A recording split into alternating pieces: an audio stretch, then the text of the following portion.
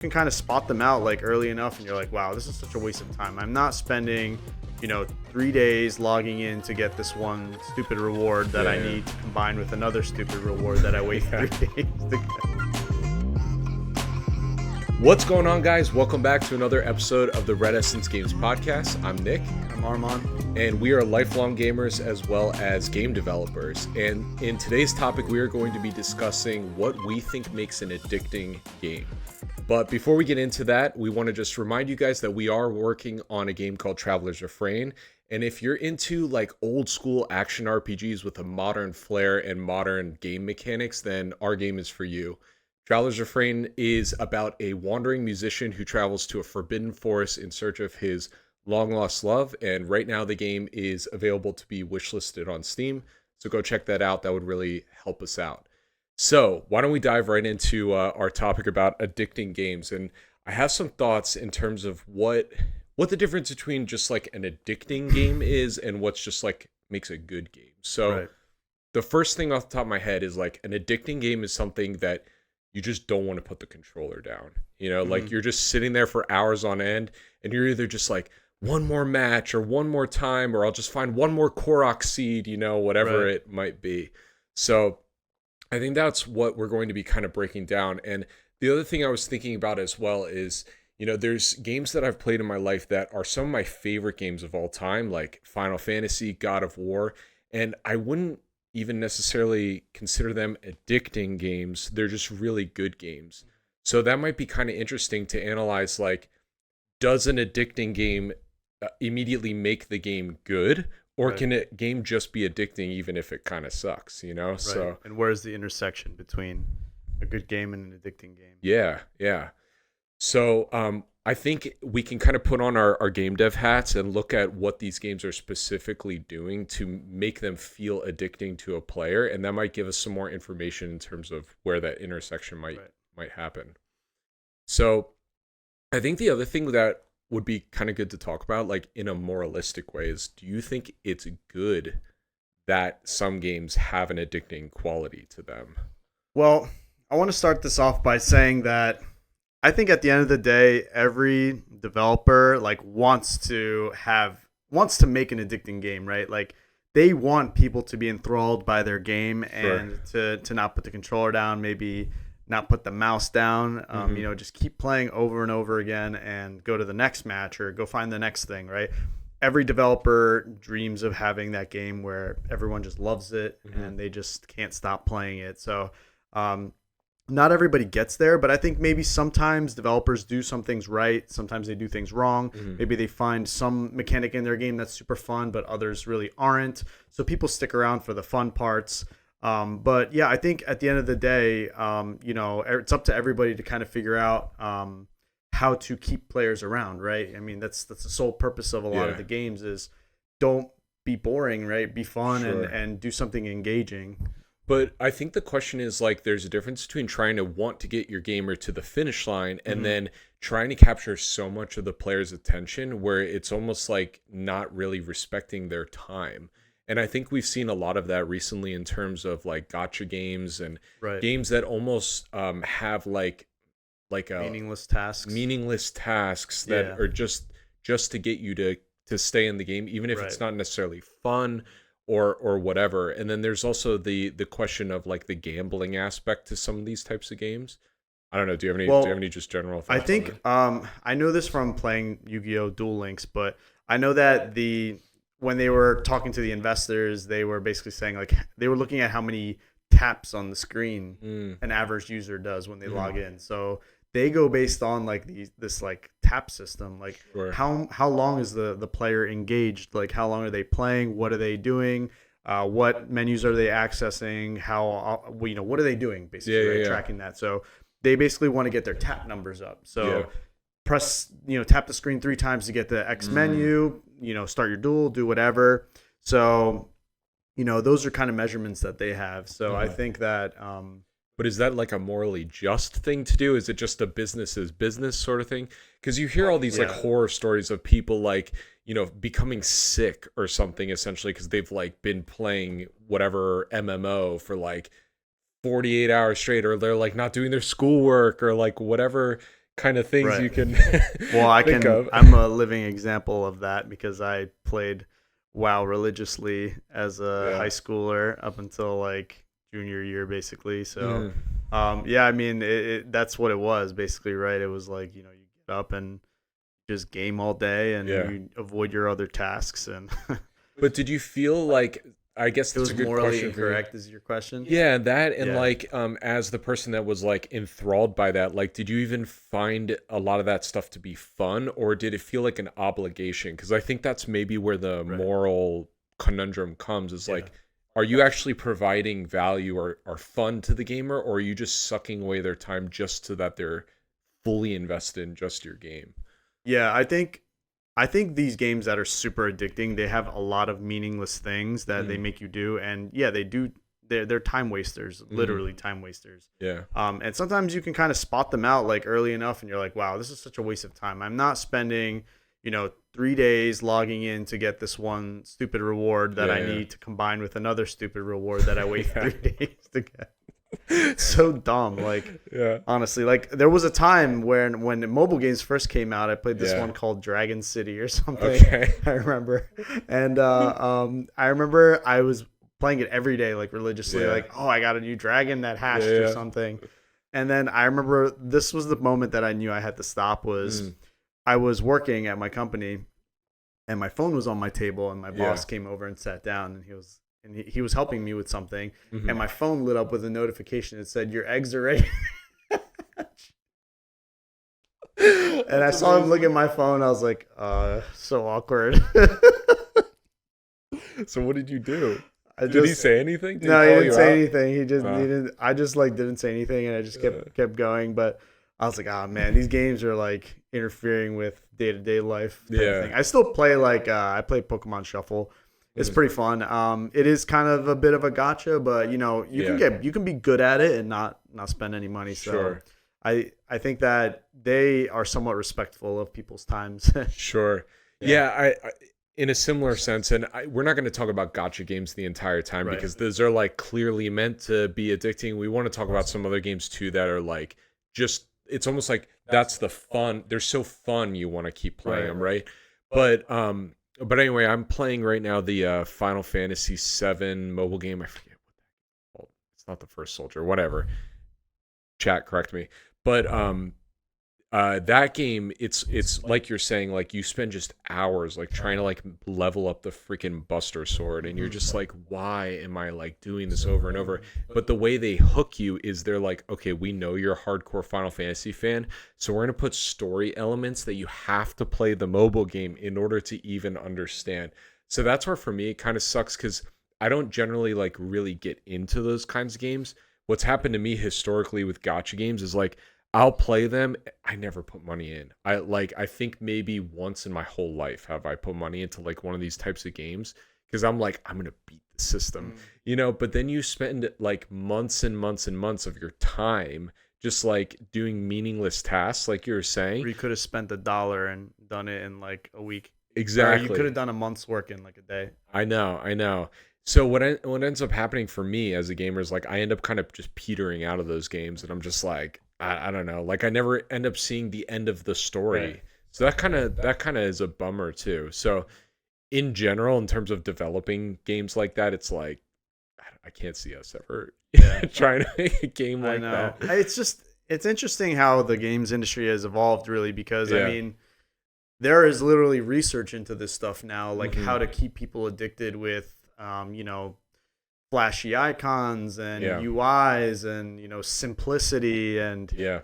reward systems, right? Because people are trying to figure out how to get the dopamine rush Yeah. to activate.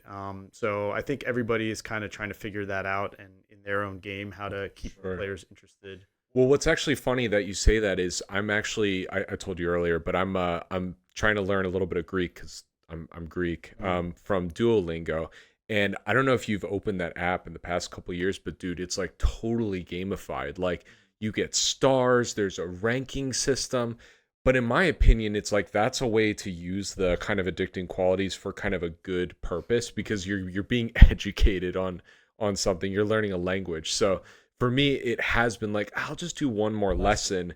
but I don't in any way feel like it's harming me, because at the end of the day, I'm like, I'm learning something good, you know? So I think a lot of the problem with a lot of these gacha games is like, even if they offer a story or something, the stories like kind of suck, you know? Yeah, they're just They're unless it's just like a really cool cutscene, it's just like yeah. characters like standing on the opposite side of the screen, going like, you won't win. I'll Yeah. defeat you. Yeah. Ha! Try me."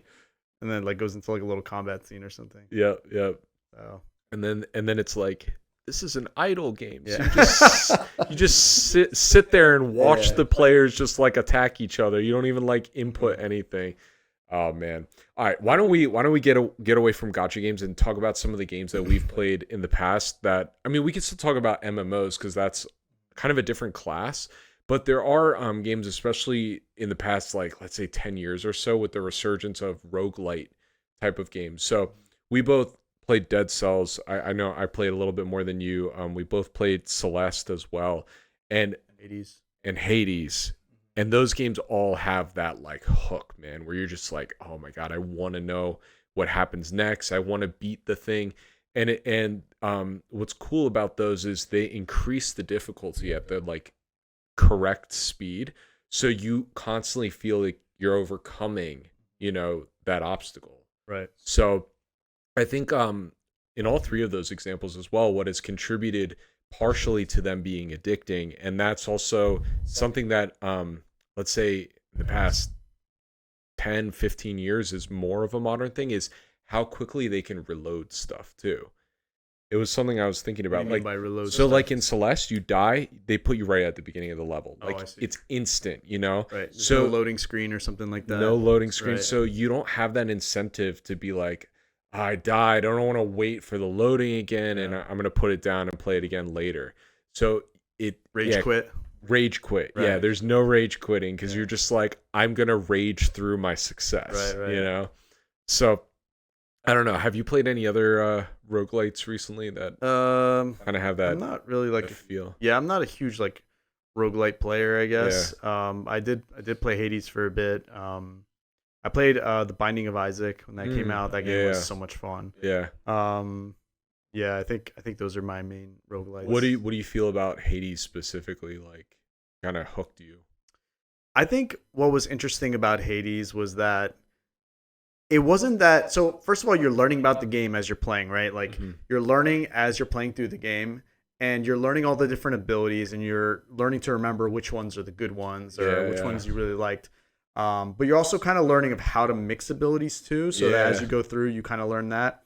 But on top of that, every time you die and you start over, there are other things you can do in the game to progress. Like you have like the room that you progress, and you can talk to the characters and they say different things. So you're still progressing even though you're losing, because you're coming back and you're doing things in like that starting area to get more health or get new abilities or whatever it might be, Like right? dress up your little room or whatever. Right, exactly. Yeah. So you're doing interesting things there. And then like you said just now, like not only are you having to play consistently all the time, you're also having to play better as the game goes on. Yeah. Like so you have to keep growing in skill level as you progress, but you also have to be consistently good too. I think that reminded me of something else too. I think for me, with a lot of these games, there's such a high skill level that you have to achieve to really get through them, that it's almost like you don't want to stop that game and play a different game for fear of losing your skill. Yeah. Because a lot of these games are not like riding a bike. Right, It's right. like they play very specifically, and you have to know your tactic that you're going to use to succeed. So it's like that happens to me with Souls games as well, like, which we'll talk about in a bit. But like, I never want to like stop a Souls game for an extended period of time, because when I come back, I'm like, what was I doing? How did I build my character? Yep. So yeah, I think that's interesting too. What you were saying, and this is something we talked about in a previous week about the way you like to play games, is you like to be able to mix and match and kind of like master those skills.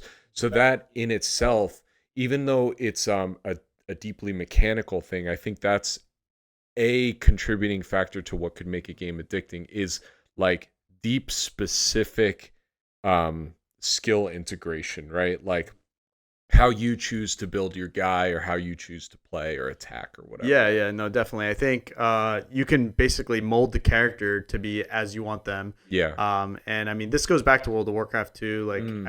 I know we were going to talk about World of Warcraft, but in that game, you can basically collect armor pieces and they show up on you. And this is all kinds of games now do this, but Yeah. this is like an OG, right? But you basically like become the character that you want to be. Yeah. Right? And you go out and you seek out the armor that gives you that identity. And they've added really cool features with like transmog. Basically, like any weapon that you've had before, you can equip that skin now. Yeah. So I think that's really cool. Kind of takes away a bit from like the going and getting like a thing, but Sure. it's kind of nice that you can sort of have whatever skin you want at any Yeah. time. So that's pretty nice. Yeah. The other thing I thought about too, going back to Hades as well, is the fact you were saying about talking to the characters. Yeah. That was one of the things as a game dev that I had constantly thought about. Like, dude, how many lines of dialogues and if and statements did they have in that game to be able to produce a unique interaction with an NPC every single time? Because I had to have died in that game like over 100 times, and I had 100 different conversations with a character, you know? It's crazy. No, definitely. I don't know if it's a randomized thing or if they like kind of make it so that there's no duplicates over a set number of entries, but I think it was a little bit of both, but as far as I remember, I hadn't played it for a little while, but like there was some, randomization where it's like, yeah, this character could have said this at any point in the story, but then there were other moments in which like you died by a specific boss, and then you go back to the hub area and you talk to an NPC and she's like, oh, you died to this guy, haha, So yeah, to be able to branch all of that out is just like nuts to think about. So yeah, that definitely keeps you encouraged to want to keep playing it as well, because it's more than just the gameplay that's addicting in itself. It's like you want to know what's happening with the characters in the world. So as someone who has never dived into the WoW ecosystem, tell me what the heck is so special about that game, because I can't imagine being in that world for more than 15 minutes without losing my mind. I remember even back then they looked like little Lego characters on the screen, so I never really got the appeal. I know people are going to hate on that. Right. I want you to go back to 2004, okay? In 2004, I was playing good games like Kingdom Hearts. Okay? This is a better game now. But yeah, imagine it's 2004 and World of Warcraft just got announced, right? Yeah. And you hop on. Was it 2004? I think it's 2004. I don't know. Anyway, so you hop on and you start out at this little village and you're just running around and you're just killing things meaninglessly, and then all of a sudden you level up. Yeah. Like, holy crap, this is so cool. And then you start getting little armor pieces, and then you start like running around and making friends. Back when people used to make friends online, nobody makes friends anymore online, it feels like. But basically, you start to meet people, and you'd say hi to people. You'd group with people, build little communities, and then eventually people would start making guilds, and you'd like join a guild. And then it felt like you were part of like something. You were like part of a group, and it felt like a community. And then as you went on and on, it felt super rewarding. Each level felt super rewarding. When you would go to get to a certain level, you have to go back and train and learn new moves. So your character kept growing like that. You were getting armor pieces. And another really fun aspect of it was the raids and the dungeons, right? So you would get a group of 5 people, could have been your friends, which was the most fun. But you would go into these dungeons and everybody would have a role. Yeah. And you try to defeat this dungeon with your group. And it was just so much fun. I mean, it was never before done. And I think that it was such a amazing moment in gaming history when the game came out and people experienced that for the first time. I think that's why it's stuck around for so long, is because it's always had that charm and appeal. And it's always had that floating pauldrons, right? The floating pauldrons, that's right. I think they're still floating.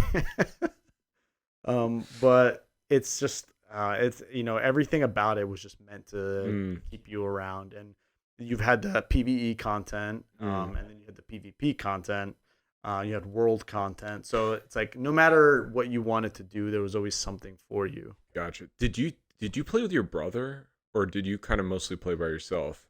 Well, here's what I did. I would basically have my brother level up my characters.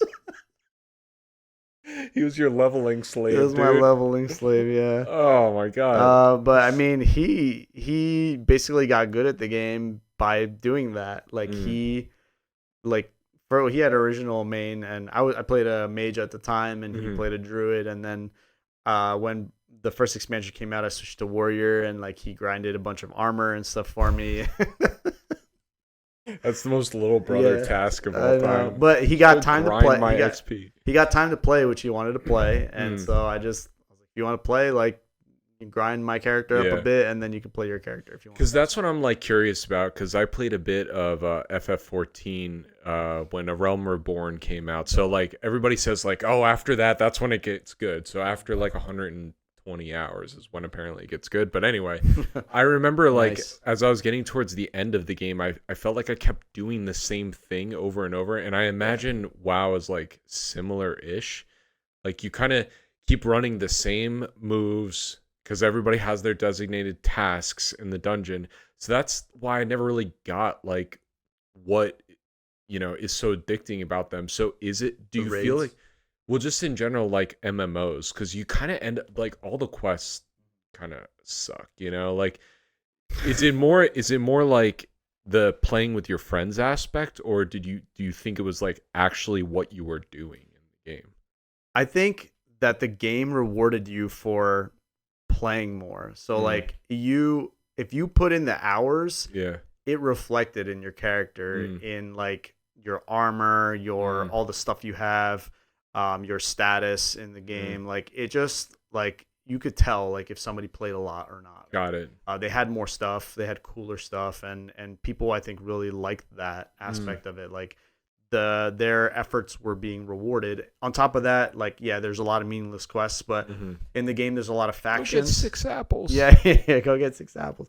Go kill 7 saber-toothed tigers. Yeah, so basically there was factions, so you could Mhm. like appease to a certain faction, and you could like get a certain mount, or Mhm. get that faction. You could get discounts from that faction or something Mhm. like that. So I think people really liked that aspect of it. It was rewarding in that sense. Got it. I still will never understand, but I get the sentiment. Well, also of with being dungeons into too, it. like if when you're doing dungeons over and over, yeah, you have a rotation of moves, but Mhm. unpredictable things can happen. Like, first of all, doing a 40-man raid is crazy because you have 40 people's time that you need to like be very delicate with, right? Yeah, yeah, Because people only have so much attention span. I mean, Sure. we would sometimes raids would start at like 6 or 7 p.m. and they would go to 11 p.m. Oh my god. Yeah, I mean, we were serious, man. Like That's crazy. we literally like got on. It's like, all right, who's coming to the raid tonight? Sometimes there'd be rotations. Mhm. There was a system in place online where you get points Mm. for attending raids, and you could roll on loot that drops in big raids Got based it. on like how many points you had. Yeah. And then it was like if you're higher up rank, you get like dibs sometimes. So stuff like that kept people I around just too. remember running raids in FF14. Everybody was like, "You're the warrior. You can't run that shield attack. Yeah. It's not allowed." And I was just like, "What?" Yeah, you probably is just happening? were like running in without doing any research. I wasn't. Yeah, doing the meta, right? Right. You weren't meta, yeah. But that's like the thing is like, that's like, yeah, I mean, you got to kind of know what the meta is, I guess. Otherwise, you're going to piss people off too. But it's like I was still killing stuff, so Right. I didn't understand why I was getting yelled at. Well, Nick, you're a very offensive character. Like, you just never use a shield, so you shouldn't be tanking in the first place. I don't know why you thought that tanking was going to be your I thing. don't know. The character looked cool. I just Yeah. picked somebody that looked cool. Yeah, you should maybe pick an assassin next time. Yeah. I don't remember. I don't even remember what the classes were. Would you ever play a spellcaster? It depends how long the game is. I like the idea of playing, like I've said before, I play in Souls games like a warrior that can cast spells. Right. Like I always spec into magic because I think it's cool, but I never use that as like my primary thing. Yeah. I also feel like spell casting is like it's like the least skilled, Yeah. like the least Yeah. skilled class of I don't any know video about that. game. It is. This You is- just this is sit you back. at- You're like cast. This is big you at night spell. when you don't play a Cast- sword character. Character doesn't have a sword. You're like shivering I in your have to sleep. have a sword or Yeah. something I can whack things with, Yeah, dude. nah, it's I mean, different play styles, right? Yeah. So But so this is interesting though because I never got super duper into MMOs, even though I played a couple. But what I have gotten really addicted to is like first person shooters, like match based games. So like now I'm trying to think. Yeah, Destiny's first person shooter. Yeah, Destiny's Destiny, first. yep. Yeah, so like I got really into Destiny for a bit. When I was a lot younger, I got really into what was it? Call of Duty Modern Warfare 3. Hmm. And it's like these aren't games like if you look at my collection of games, you wouldn't typically think I'm that kind of guy, but I do tend to like games that you feel like it's like a sport, right? You're really competing against other people to Yeah. be the winner essentially, right? Mhm. So I do find myself if I play a game like that being really into it, but it never lasts that long for me because then I'm like a week in and I'm like, yeah, okay, I've won a bunch of matches. Now what? Like, I Yeah. want a story generally. So Yeah, no, I totally get that. And I'm on the opposite side, honestly. Like I love playing multiplayer games. I'm super competitive and for me it's like it's the improving part, trying new characters, just like I play a lot of Overwatch here and there and I just love the game. I mean, I'll queue up another match and I'm just looking forward to trying a new character or improving at my current character or just having fun in general. It's just fun for me. That like aspect of the team play and do you not ever feel like, because I literally feel this after I played for like 4 hours, I get this like remorse and I'm like, I just spent 4 hours playing the same match, essentially, the same character.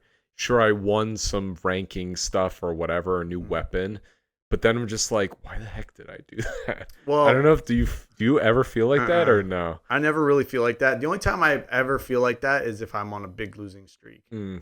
Because then I start to get tilted and then I'm like what's wrong with me today? Like there's just there's been days where like I played for like 4 hours and I literally cannot win a single match. And I'm playing well. Yeah. I just can't win a game. You're playing people that are better.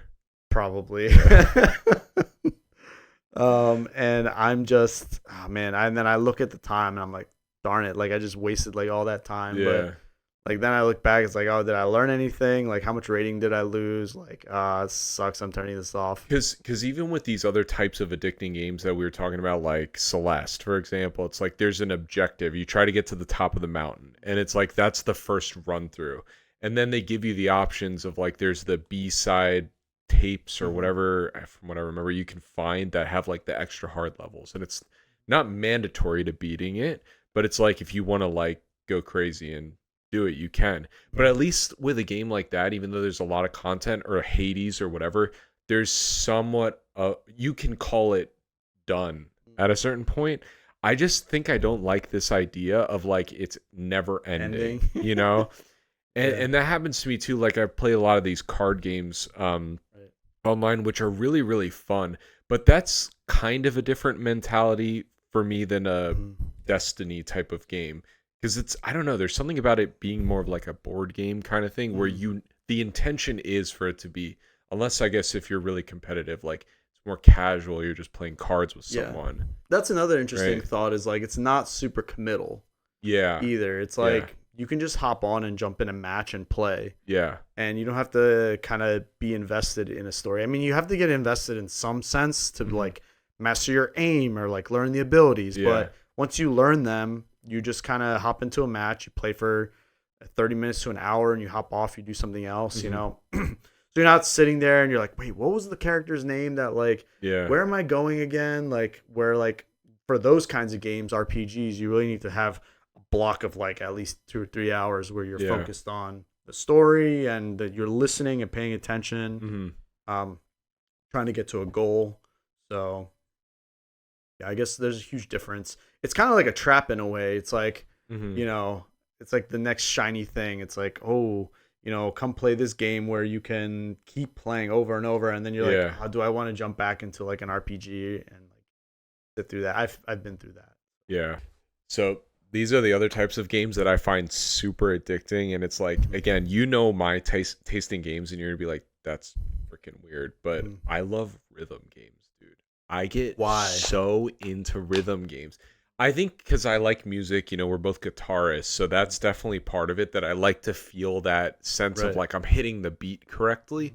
But there's something about like hitting a button at the right point you're Right. supposed to hit that just like, I don't know, it just Right. does something to my brain that's Yeah. like, oh, this is so pleasing. Right. And especially the most recent one I've played is Final Fantasy Theatrhythm. Mhm. I feel like I sound like a broken record on these podcasts with the Final Fantasy games, but I'm a huge Final Fantasy nerd, so it is what it is.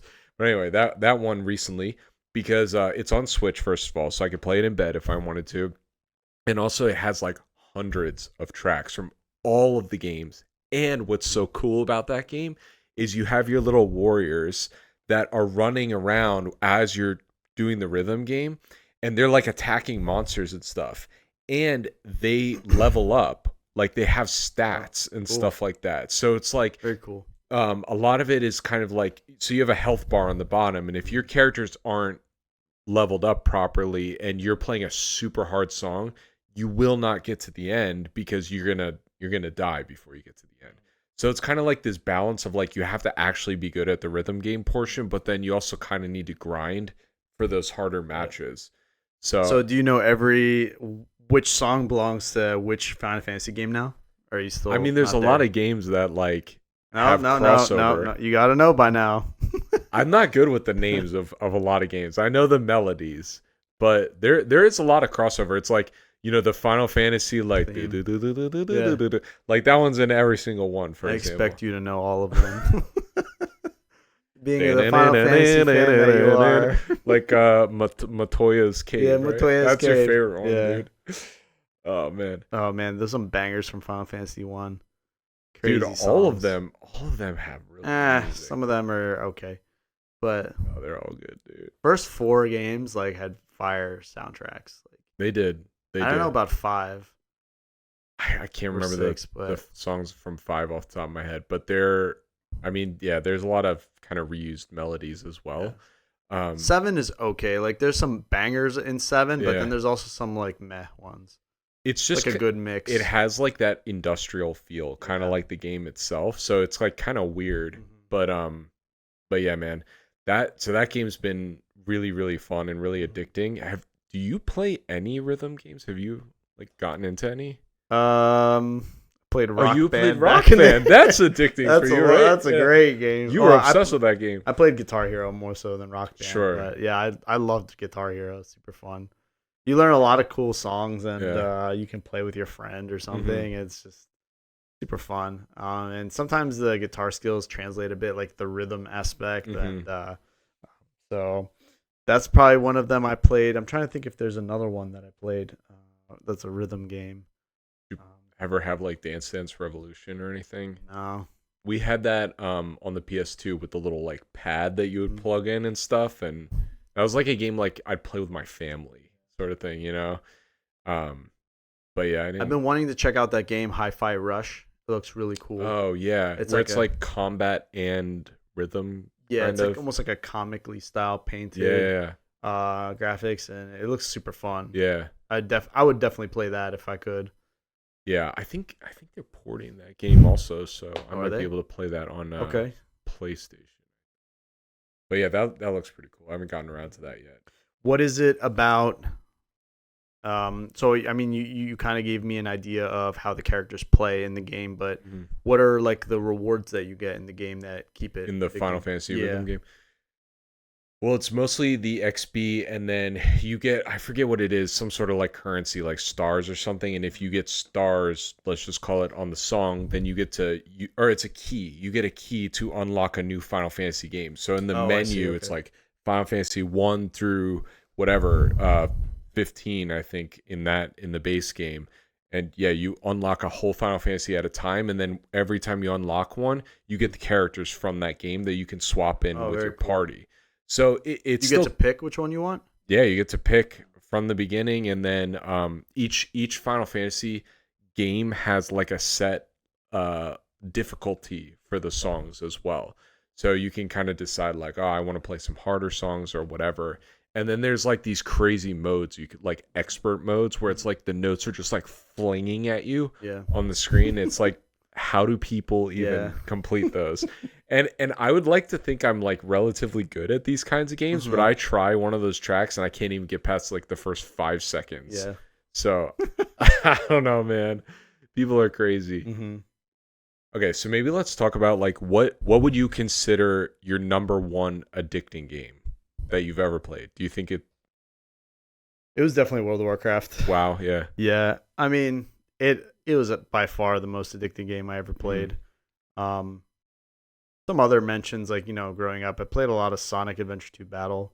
Loved that game. The whole like chow aspect. Oh yeah, and that's just right. go back and just grow, help them like grow and evolve and stuff. And so that was super fun. I played a good bit of Fortnite, Overwatch.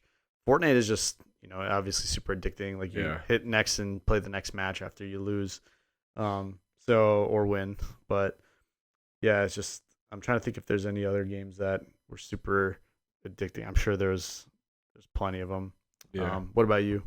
I honestly think Tears of the Kingdom is the most addicting game I've ever played. Really? Yeah. I was surprised that I found myself playing that game for like 170 hours. You know what? I'll agree with you. Right? Mm-hmm. I did the same. yeah, because we were kind of playing at the same time too.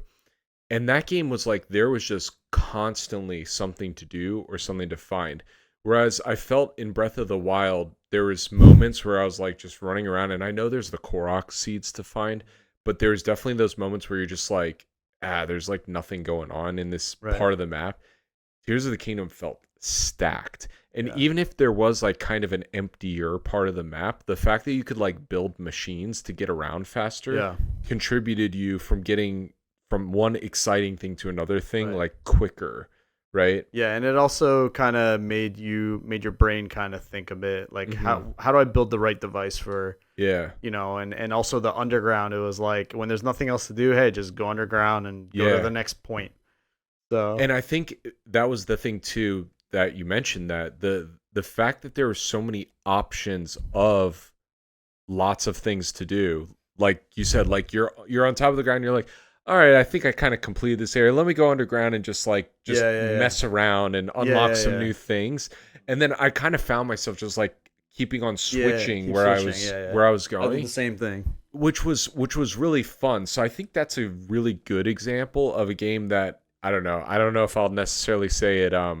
What was the term we were using? Like, in terms of our time, like, was respectful of my time, because you could kind of argue either way. But I will say that I never felt like I was playing that game and I was like, oh my god, they're just making me do useless stuff for no reason. It's like I got to decide if I wanted to do something and if I thought it was fun. The one thing I'll say about Tears of the Kingdom is that the grinding aspect for getting some of the upgrades was really annoying. I think they could have done a better job with that. Oh, like the equipment from the fairies? Yeah, there was, I remember I was trying to upgrade something where I needed like the Lizalfo's tails.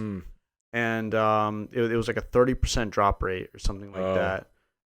And no, it wasn't the Lizalfo's tails. It was the dude you were telling me. It was the dudes underground.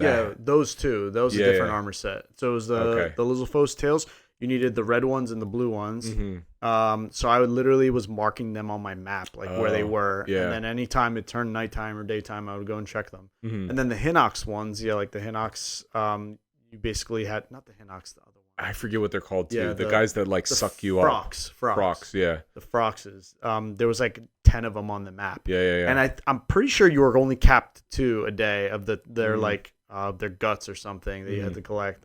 But I literally went through and killed all 10 every day, or every time the blood moon came. Yeah. And I was just like, oh gosh, sometimes they wouldn't drop it, and I needed 10 of them. Which armor set were you trying to upgrade? I think it was upgrade the last armor set. Oh, the final one. Final one. Yeah. You needed the Frox guts for that. Yeah, I hated how that one looked, so I just didn't even bother. I liked it. It was different. Yeah. I thought it was unique. Green Link. Yeah, your game's not unique. Shout out to my boy. Oh my god. It's That's for another podcast. For another podcast. Another Mystery. day. If you can figure out who this mystery person is we're talking about, Oh my god. you get 1,000 red essence points. Oh man. Yeah. So Tears of the Kingdom, I think was definitely the most addicting for me. Just I like games that I feel like if I'm really invested in it, I'm not. It's like I'm doing the things because it's making me want to do them, as opposed to just like this is feeling like busy work. Like except for what you were saying, the upgrading stuff, I'd never really felt like it was busy work. I felt like I was always challenged with a new scenario. I think even some of these what do you call them, roguelite types of games start to feel like, oh my god, I'm doing the same thing over and over again, even though you kind of have to master your abilities. But I guess that's just a different sort of style of game. Right. So that's interesting. So in terms of what we think, now that we've analyzed a bunch of these games, like what do you feel are the major factors that are like making the games addicting? Major factors that are making the games addicting. Progression system, I think is what it boils down to. Funness and progression system. Yeah. I think are the top two, in my opinion, because any game that's fun is automatically just going to have people playing it over and over again, just for the fun factor, right? But the progression system is really what kind of seals people in. When they feel like they are playing the game, and not only is it fun, but it's like they feel like they're making new advancements in their game or on the character or in the story. And it feels like they're improving as they go. Yeah. Which I think is reflective of, Traveler's Refrain too, and how we're trying to design it, where, we have our songs, right? And as you go on, you spend red essence to upgrade them, and it feels more impactful after you get each upgrade, because you if not only is it visual, you can see the visual advancement in the ability, but also like you notice that the enemies die quicker, or it's you get some totems that make it easier to cast spells or something like that, right? So you're already starting to put these pieces together to make the experience what you want it to be, more fun. So yeah, I think like in gameplay terms, that would be like the gameplay loop, right? So gameplay loop, exactly. So even in or maybe that's your. Go ahead. What are your Yeah, I think it's similar to what you were saying. But yeah, it's for me, it's probably the loop, like the thing that you repeatedly do over, even if it's more abstract. So like we were saying in Zelda, the loop isn't as clear as in a Dead Cells game, where it's like you try to get as far as you can, you die, you restart, you try to get a little bit further. Zelda is more like, okay, Link is set out on this like seemingly endless journey, but you're kind of doing a loop of some sorts. You're killing things, you're bringing materials back to upgrade your equipment so that you can get a little bit farther in the place you're trying to get to, right? You're always like you're kind of starting off in a small spot, and then like as you do that loop of like complete quests, kill stuff, grow, you're kind of able to get farther and farther outside. Even I think a good example too is in the Sky Islands, where there was islands that are, I don't want to say impossible because people have found their way around all these areas, but you kind of are encouraged to level up your little like battery meter thing so that you can get further and further to the like the really crazy spots. And like in the corners of the map, there's like the big dragons that you can fight, the I forget what they're called, the three-headed dragon things. Hydra something. Yeah. Right. So that you can get the really good drops from them to be able to upgrade the really good equipment to fight like crazier stuff, right? So yeah, like going back to our game, I would say the loop is adventuring, killing stuff, doing some puzzles, and then getting to more of kind of like a calmer story point where you're like learning the story. And it's like those three things we've tried to vary throughout the experience to keep encouraging the player to proceed through the game. So now that I'm thinking about it, it's like that brings into question the entire discussion is like, is that necessarily making like an addicting game, or is it just making a game that's hopefully encouraging the player to get from start to finish? Yeah, I think there's there's an argument for, if a good game is really good, it's just going to be addicting, like in a mild sense, right? And then there's not to the point where it's like a problem, right? And then there's predatory addiction practices where people try to optimize things that just get every piece of attention that they can suck out of people. And I think that's where the problem lies is, maybe the game is still fun, but there's an intent of like in the background of we need to keep this player invested as long as possible. Whereas a good game that isn't trying to be addictive is just good because the developer made it that good. But that's the question, though, especially with roguelites. That's the best example I can think of, because I would still consider them to be good games, and I wouldn't necessarily think it's like a predatory practice, but they are specifically built to keep you in that game as long as they possibly can. Right, but they have that's the gameplay mechanic. Yeah. So I would go into that game knowing that I'm there for that ride. Sure. As opposed to like another game where I feel like, I want to get to the end, but it just keeps putting these artificial attention objectives in your way to just get to the end. Like if I were to play Hades again, I'd go in there knowing like, okay, I'm gonna be dying a lot, I'm gonna be redoing it a lot, and I'm okay with that because I mentally prepared myself going in that I'm gonna do that. So I think that's kind of where the difference is. That's interesting. So I think if, like, let's say we were to make a next game and we wanted it to really have those like hooks in somebody, it's like what types of mechanics do you think you'd want to include to get somebody super invested beyond what we're doing with our current game? I think we would need like Wii remote support.